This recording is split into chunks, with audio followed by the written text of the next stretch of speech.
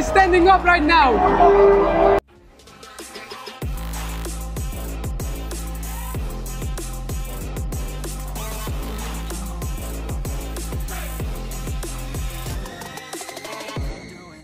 Unbelievable.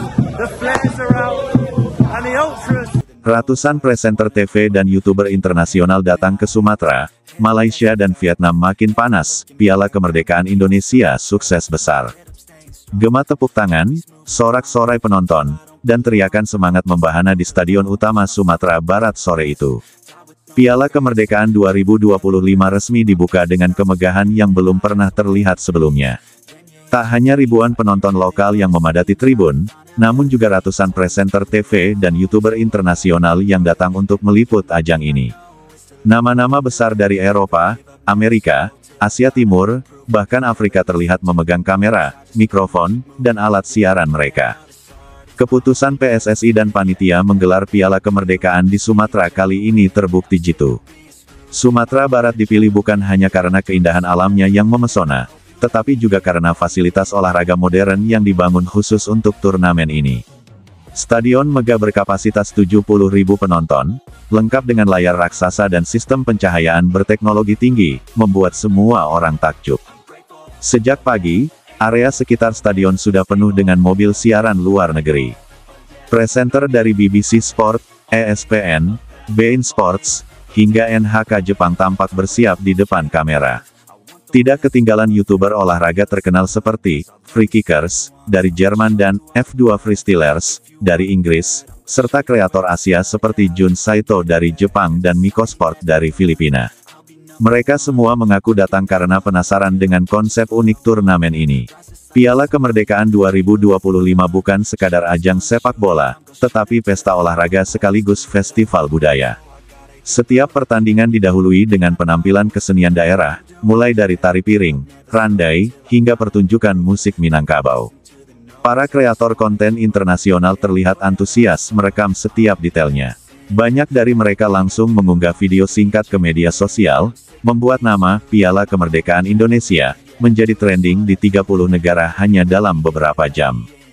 Kesuksesan besar ini ternyata membuat Malaysia dan Vietnam semakin panas.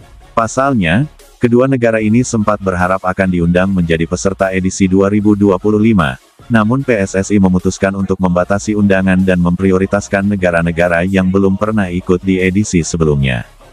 Media Malaysia mulai memuat artikel dengan judul-judul provokatif seperti, "Kenapa Harimau Malaya tidak diundang?" dan "Pesta di negeri tetangga tanpa kita." Netizen Malaysia memanas di kolom komentar media sosial PSSI. Bahkan beberapa influencer olahraga mereka membuat video kritik yang menyinggung kebijakan tersebut. Vietnam pun tak kalah sengit reaksinya. Federasi sepak bola mereka mengaku kecewa karena tim nasionalnya sedang dalam performa terbaik namun tidak diberi kesempatan tampil. Media Vietnam mempublikasikan opini bahwa Piala Kemerdekaan 2025 adalah panggung eksklusif yang menguntungkan negara-negara tertentu saja. Namun, komentar panas itu justru membuat turnamen ini semakin ramai dibicarakan dan menambah rasa penasaran publik. Suasana pertandingan. Pada pertandingan pembuka, Timnas Indonesia berhadapan dengan salah satu tim undangan. Stadion penuh sesak, dan suara penonton begitu menggema. Ratusan kamera dari berbagai negara mengarah ke lapangan, menyiarkan setiap momen dramatis kejutaan pemirsa di seluruh dunia. Permainan berjalan cepat. Timnas Indonesia menunjukkan agresivitas luar biasa, memanfaatkan kecepatan di sektor sayap. Gol pertama tercipta di menit ke-15 melalui sepakan jarak jauh yang menghujam gawang lawan. Sorakan, Indonesia, Indonesia, terdengar memecah langit sore itu. Presenter luar negeri tampak terkejut melihat atmosfer yang begitu luar biasa. Banyak yang mengatakan bahwa suasana di Stadion Utama Sumatera Barat ini mengingatkan mereka pada atmosfer laga besar di Eropa atau Amerika Selatan. Bahkan salah satu YouTuber terkenal dari Brasil mengaku tak menyangka supporter Indonesia bisa sekreatif itu dalam menciptakan yel-yel dan koreografi. Kedatangan ratusan jurnalis, presenter TV, dan YouTuber internasional juga membawa dampak luar biasa bagi pariwisata Sumatera Barat.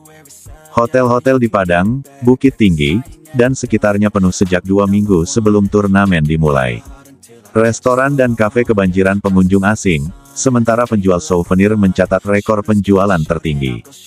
Bahkan, beberapa YouTuber kuliner dunia memanfaatkan momen ini untuk membuat konten tentang makanan khas Sumatera Barat seperti rendang, sate Padang, dan teh talua. Video mereka meraih jutaan penonton hanya dalam hitungan jam. Ini secara tidak langsung mempromosikan kekayaan kuliner Indonesia ke seluruh dunia. Panggung bagi talenta lokal. Piala Kemerdekaan juga menjadi ajang pembuktian bagi talenta lokal. Beberapa pemain muda Indonesia mencuri perhatian media asing karena teknik bermainnya yang matang dan percaya diri.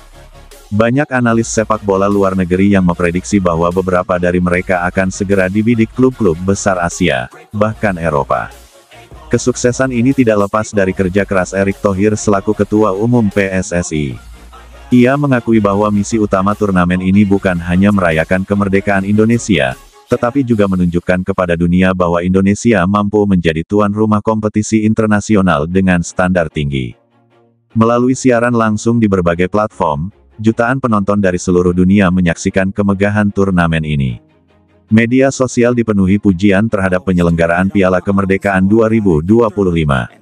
Banyak yang menilai Indonesia layak menjadi tuan rumah ajang besar seperti Piala Asia atau bahkan Piala Dunia U20 lagi di masa depan. Bahkan, beberapa presenter TV asing secara terbuka menyatakan bahwa mereka akan kembali meliput edisi berikutnya jika diadakan. Para YouTuber internasional pun mengaku senang karena mendapatkan pengalaman unik yang tidak mereka temui di turnamen lain. Pada akhirnya, Piala Kemerdekaan 2025 menjadi lebih dari sekadar turnamen sepak bola. Ia berubah menjadi festival persahabatan, panggung budaya, dan ajang promosi global bagi Indonesia. Meski Malaysia dan Vietnam panas hati karena tidak diundang, justru kontroversi itu menambah sorotan dunia terhadap acara ini. Dengan liputan ratusan presenter TV dan YouTuber internasional, stadion megah di Sumatera, serta permainan memukau timnas Indonesia, Piala Kemerdekaan 2025 akan dikenang sebagai salah satu turnamen paling sukses yang pernah digelar di tanah air. Dan satu hal yang pasti, setelah edisi kali ini, dunia akan terus memantau langkah Indonesia di pentas sepak bola internasional, baik sebagai tuan rumah, maupun sebagai tim yang mulai diperhitungkan di level Asia. Tepat sore ini, kabar yang telah lama dinanti publik sepak bola Indonesia akhirnya menjadi kenyataan. Dua penyerang kelas Eropa, Erling Haaland dan Theis Dallinga, dinyatakan resmi memenuhi seluruh persyaratan untuk menjalani proses naturalisasi oleh Persatuan Sepak Bola Seluruh Indonesia (PSSI). Momen ini menjadi tonggak sejarah dalam perjalanan sepak bola tanah air,